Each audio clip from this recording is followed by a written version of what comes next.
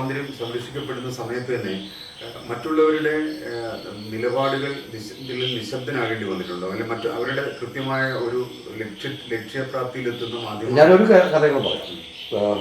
ഒരിക്കലും അത് ഞാൻ എഡിറ്ററായിരുന്നപ്പോൾ ഉണ്ടായിട്ടില്ല.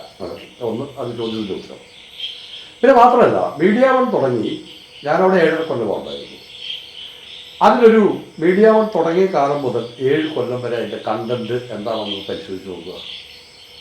ഞാൻ പറയും, എന്താണോ സ്വതന്ത്ര മാധ്യമ പ്രവർത്തകർ ആഗ്രഹിക്കുന്നത് അത് തന്നെയായിരുന്നു അതിൻ്റെ ഉള്ളടക്കം. അതിനുശേഷം മാറ്റം വന്നിട്ടുണ്ടോ? അതിനുശേഷം വല്ലാണ്ട് വന്നിട്ടുണ്ട്.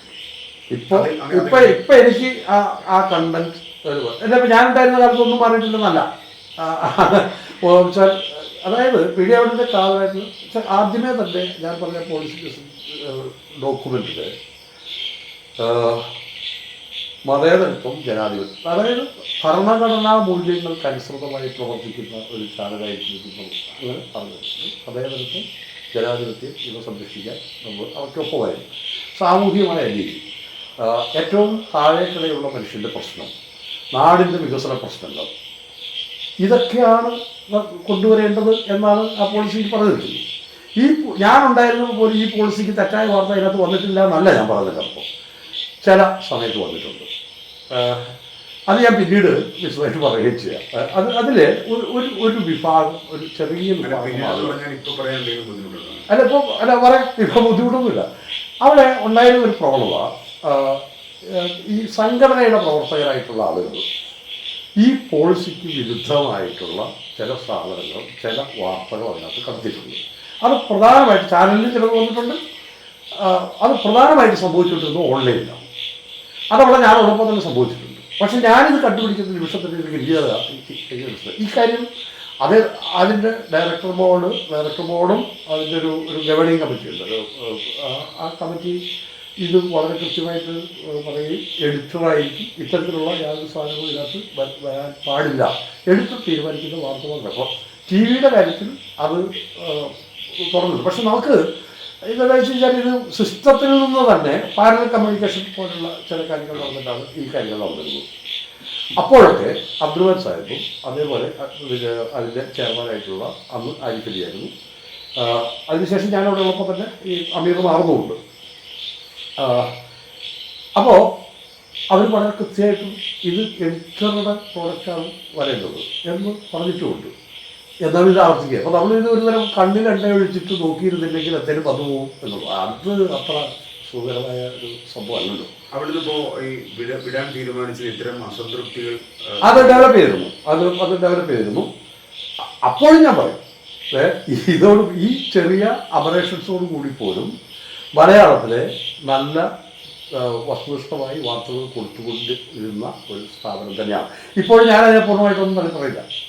മറ്റു പല ചാനലുകളും നിങ്ങൾ നോക്കുമ്പോൾ എനിക്ക് ഇതിന് ഒരു കാര്യം, ഇപ്പം ന്യൂസ് ഇപ്പോൾ ഉണ്ടായിട്ടുള്ള കാര്യം, ന്യൂസ് മലയാളം ചാനൽ അവർ തുടങ്ങി, അവർ റേറ്റിംഗ് അവർ സബ്സ്ക്രൈബ് ചെയ്യാൻ തുടങ്ങിയ ഇതിൻ്റെ 2ാമത്തെ ആഴ്ചയിൽ തന്നെ അവർ വളരെ ശക്തമായ സാന്നിധ്യം കാണിച്ചു. ഇപ്പോൾ അവർ ഏതാണ്ട് 5ാം സ്ഥാനം 6ാം സ്ഥാനം എന്നുള്ളിടത്തേക്ക് എത്തിയിട്ടുണ്ട്. നല്ലൊരു അച്ചീവ്മെൻ്റ് ആയിട്ടാണ് എനിക്ക് തോന്നുന്നത്. ഞാൻ വിചാരിക്കുന്നു നമ്മുടെ ഒരു പൊതുസമൂഹത്തിലുണ്ടായിട്ടുള്ള ഒരു വലിയ ഒരു പൊതുബോധമുണ്ട്. അത് ജമാഅത്തെ ഇസ്ലാമിയെ കുറിച്ച് സൃഷ്ടിച്ചു വെച്ചിരിക്കുന്ന ഒരു പൊതുബോധം. ജമാഅത്തെ ഇസ്ലാമിയുടെ ഭരണഘടന വായിച്ചാലും അവർ അവരുടെ ആചാര്യനായിട്ട് സങ്കല്പിക്കുന്ന മൗലാന മൗദൂദിയുടെ ആശയങ്ങളെടുത്താലും അത് മതരാഷ്ട്രവാദം തന്നെയാണ്. ഇപ്പോൾ അവർ പറയുന്നുണ്ട് അതിലല്ല ഊന്നിയിട്ടല്ല നിൽക്കുന്നത്. പക്ഷേ അതിൻ്റെ ഭരണഘടന മാറ്റിയിട്ടില്ല. ഭരണഘടന മാറ്റാത്തിടത്തോളം അതെ, അത് വെച്ചാൽ മതത്തിൻ്റെ ആധിപത്യം വരുത്തുന്നതല്ല, ജനാധിപത്യവും സെക്യുലറിസവും ഒക്കെ പുലരുന്ന, എന്നാൽ ഇസ്ലാമിക് ഇതനുസരിച്ചിട്ടുള്ള ഒരു ഇസ്ലാമിക് രീതി അനുസരിച്ചിട്ട് പുലരേണ്ട ഒരു ജനാധിപത്യ സംവിധാനമാണ്. അതിനോട് എനിക്ക് യോജിപ്പില്ല. എനിക്ക് അത് ഇപ്പോൾ അവർ മാറിയിട്ടുണ്ടെന്ന് പറഞ്ഞാൽ പോലും അത് സമീപകാല കോൺട്രവേഴ്സികളുണ്ട്. അവരങ്ങനെ പറയുന്നത് പോലും നിങ്ങളൊരു കാര്യത്തിൽ ഭരണഘടന മാറ്റാതെ അത് മാറി എന്നുള്ളത് വിശ്വസിക്കേണ്ട കാര്യമില്ല. പണ്ടും അങ്ങനെ തന്നെയായിരുന്നു. പക്ഷേ ഞാൻ പറഞ്ഞത് ഈ മീഡിയ വൺ തുടങ്ങുന്ന സമയത്ത് സീനിയേഴ്സായിട്ട് വന്ന എഡിറ്റോറിയൽ സ്റ്റാഫിനെ ചെയർമാൻ ടി ആരിഫലി അഡ്രസ് ചെയ്യണം എന്ന് ഞാൻ സജസ്റ്റ് ചെയ്തിരുന്നു.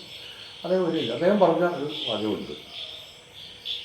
മീഡിയ വൺ ആരുടെയെങ്കിലും പ്രചരണത്തിന് വേണ്ടി തുടങ്ങുന്ന കാര്യമല്ല, അങ്ങനെ ഒരു ചാനലല്ല.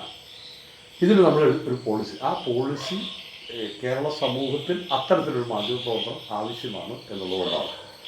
ജമാഅത്തെ ഇസ്ലാമിക്ക് അതിൻ്റെ പ്രചരണത്തിന് അതിൻ്റേതായ രീതികളുണ്ട്, അതിൻ്റെ പ്രസിദ്ധീകരണങ്ങളുണ്ട്.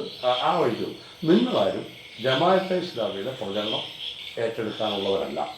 ഇനി ആരെങ്കിലും അങ്ങനെ നിങ്ങളോട് നിർദ്ദേശിച്ചാൽ അത് പാലിക്കാനുള്ള ബാധ്യതയും നിങ്ങൾക്കില്ല എന്നദ്ദേഹം വളരെ കൃത്യമായിട്ട് പറയുകയും ഇത് പിന്നെ ജമാഅത്തെ ഇസ്ലാമിക്ക് എന്ത് തരണം, ജമാഅത്തെ ഇസ്ലാമിയുടെ ഒരു പരിപാടി വന്നാൽ അത് ഇവിടുത്തെ മറ്റ് ചാനലുകളും പത്രങ്ങളും എത്രത്തോളം പ്രാധാന്യം കൊടുക്കുന്നു അത്രത്തോളം പ്രാധാന്യം മാത്രം കൊടുത്താൽ മതി.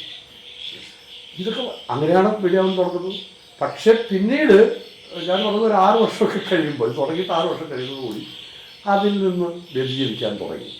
വെൽഫെയർ പാർട്ടിയുടെ വളരെ ചെറിയൊരു പരിപാടി പോലും വലുതാക്കി കൊടുക്കണം എന്ന് തീരുമാനിച്ചു തുടങ്ങിയ ഒരവസ്ഥ ഉണ്ടായിട്ടുണ്ട്. ആ പാരമ്പര്യം ഒരിപ്പോഴും തുടങ്ങുന്നുണ്ട്. ആ സമയത്താണ് അത് എനിക്കൊരു അത്ര അവിടെ സന്തോഷപ്രദമായിരുന്ന അവസ്ഥയിൽ നിന്ന് മാറി. പക്ഷെ ഞാൻ ജോലികൾ ചെയ്തുകൊണ്ടായിരുന്നത്. അപ്പോൾ ഞാനൊരിക്കൽ പറഞ്ഞു, അപ്പോൾ ഏതൊരു കൊല്ലത്തോളമായി ഞാനൊന്ന് അവസാനിപ്പിക്കാമെന്ന് പറഞ്ഞു. അവരത് അംഗീകരിക്കുകയും ചെയ്തു. എനിക്ക് ഞാനിപ്പോഴും അതിൻ്റെ ഇത് പറയുമ്പോൾ തന്നെ ഈ മനുഷ്യരുടെ ഒന്നും ആശയപരമായി ഭിന്നാഭിപ്രായമുള്ളപ്പോൾ തന്നെ ഇതിൻ്റെ നേതൃത്വത്തിലുള്ള മനുഷ്യരുടെ ഒന്നും ഇൻ്റഗ്രിറ്റി ചോദിക്കാൻ കഴിയില്ല. അവർ ഇൻ്റഗ്രിറ്റിയുള്ള മനുഷ്യരായിട്ട് തന്നെയാണ് ഞാൻ ഇപ്പോഴും കരുതുന്നത്. അവരെൻ്റെ സുഹൃത്തുക്കളുമാണ് ഇപ്പോഴും. ആ സൗഹൃദം ഞാൻ പുലർത്തുന്നുമുണ്ട്. പക്ഷേ ഇപ്പോൾ ആ ചാനൽ നടത്തുന്ന രീതിയോട് എനിക്ക് കൂടുതൽ